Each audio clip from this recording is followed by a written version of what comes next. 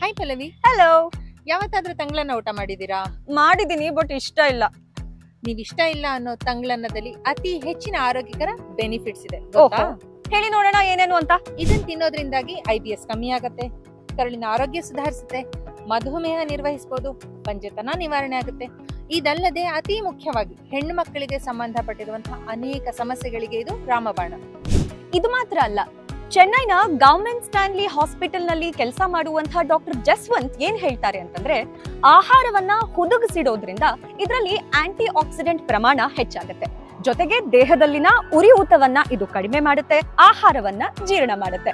Insulin ಮಟ್ಟ ಸರಿ ಇದ್ದಾಗ ಮಧುಮೇಹದ ಸಮಸ್ಯೆನೇ ಇರೋದಿಲ್ಲ. ಆದ್ರೆ ಕರುಳಿನ ಆರೋಗ್ಯ ಸರಿ ಇಲ್ಲ ಅಂತಾದ್ರೆ ಇನ್ಸುಲಿನ್ ಪ್ರಮಾಣದಲ್ಲಿ ಕೂಡ ವ್ಯತ್ಯಾಸ ಆಗ್ತಾ ಇರುತ್ತೆ. ಅದೇ ನಾವು ಹುದುಗಿಸಿದ ಆಹಾರ ಅಂದ್ರೆ, ನೀವು ಅನ್ನ ಮಾಡ್ತೀರಿ, ರಾತ್ರಿ ಅದನ್ನ ಇಡೀ ನೀರ್ ಹಾಕಿ ನೆನೆಸ್ತೀರಿ.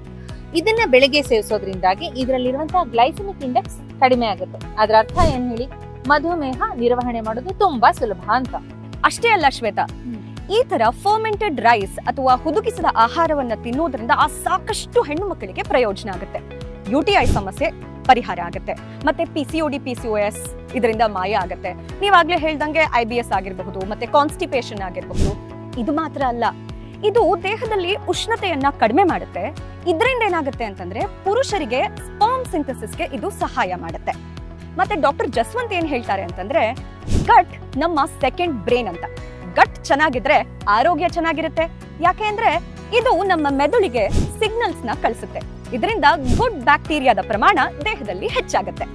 ಇನ್ನು ನಾವು ಇಡ್ಲಿ, ದೋಸೆ, ಮೊಸರು, ಮಜ್ಜಿಗೆ ಇವೆಲ್ಲವನ್ನು ಪ್ರೋಬಯೋಟಿಕ್ ಅಂತ ಕನ್ಸಿಡರ್ ಮಾಡ್ತೀವಿ. ಹಾಗೆ ಇವನ್ನೆಲ್ಲ ಫರ್ಮೆಂಟೆಡ್ ಆಹಾರಗಳು ಅಂತ ಕೂಡ ಕನ್ಸಿಡರ್ ಮಾಡ್ತೀವಿ. ಆದ್ರೆ ಇವೆಲ್ಲದನ್ನ ಸೇವನೆ ಮಾಡೋದ್ರಿಂದಾಗಿ ನಮಗೆ ಬೇಕಾಗಿರುವಷ್ಟು ಅಂಶಗಳು ಸಿಗುತ್ತಾ ಅನ್ನೋದು ಪ್ರಶ್ನೆ. ಆದ್ರೆ ಇಡ್ಲಿ, ದೋಸೆಯನ್ನ ತಯಾರಿಸಬೇಕಾದ್ರೆ ನಾವು ಇದನ್ನ ಬಿಸಿ ಮಾಡ್ತೀವಿ. ಹಾಗಾಗಿ ಕೆಲವು ಗುಡ್ ಬ್ಯಾಕ್ಟೀರಿಯಾಗಳು ನಾಶ ಆಗುತ್ತೆ. ಹಾಗಾಗಿ ನಾವು ಬಯಸಿದಂತಹ ಸಂಪೂರ್ಣವಾಗಿರುವಂತಹ ಅಂಶಗಳು ನಮಗ್ ಸಿಗೋದಿಲ್ಲ. ಹಾಗಾಗಿ ಸಾಧ್ಯವಾದಷ್ಟು ತಂಗಳನ್ನ ಸೇವನೆ ಮಾಡೋದ್ರಿಂದಾಗಿ ಸಂಪೂರ್ಣವಾಗಿರುವಂತಹ ಫಲಿತಾಂಶವನ್ನು ನಾವು ತಗೊಳ್ಬಹುದು. ನಾವು ಕರ್ನಾಟಕದಲ್ಲಿ ಅತಿ ಹೆಚ್ಚು ರಾಗಿಯನ್ನ ಬಳಸ್ತಾ ಇರ್ತೀವಿ. ಹಾಗಾಗಿ ರಾಗಿ ಅಂಬಲಿಯನ್ನ ನಾವು ಹುದುಗಿಸಿಟ್ಟು ಸೇವನೆ ಮಾಡೋದ್ರಿಂದ ಕೂಡ ಈ ಎಲ್ಲಾ ಬೆನಿಫಿಟ್ಗಳನ್ನ ಪಡಿಬಹುದು. ಅನ್ನವನ್ನ ಹುದುಗಿಸೋದು ಬಹಳ ಸಿಂಪಲ್. ಫರ್ಮೆಂಟ್ ಮಾಡಬೇಕು ಅಂತಂದ್ರೆ ಒಂದು ಮಡಿಕೆ ತಗೋಬೇಕು, ಅದರಲ್ಲಿ ತಂಗಳನ್ನವನ್ನ ಹಾಕ್ಬೇಕು, ಮತ್ತೆ ಅನ್ನ ಮುಳುಗೋಷ್ಟು ನೀರನ್ನ ಹಾಕ್ಬೇಕು. ರಾತ್ರಿ ಇಡೀ ಇದನ್ನ ಹಾಗೆ ಬಿಟ್ಟು ಬೆಳಗ್ಗೆ ಅದರ ಜೊತೆಗೆ ಒಂದ್ ಸ್ವಲ್ಪ ಮಜ್ಜಿಗೆಯನ್ನ ಸೇರಿಸಿ ಕುಡಿದ್ಬಿಟ್ರೆ ನಿಮ್ಮ ಹೊಟ್ಟೆ ಇದೆಯಲ್ಲ, ಆಹಾ ಆಹಾ ಅಂತ ಖುಷಿ ಪಟ್ಬಿಡುತ್ತೆ.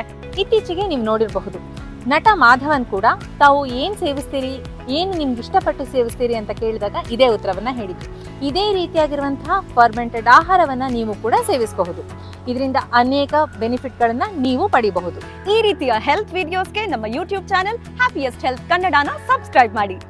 ಹಾಗೇನೆ ಈ ರೀತಿಯ ಲೇಖನಗಳನ್ನ ಓದೋದಕ್ಕಾಗಿ ಹ್ಯಾಪಿಯೆಸ್ಟ್ ಹೆಲ್ತ್ ಕನ್ನಡ ವೆಬ್ಸೈಟ್ ಅನ್ನ ನೋಡಿ.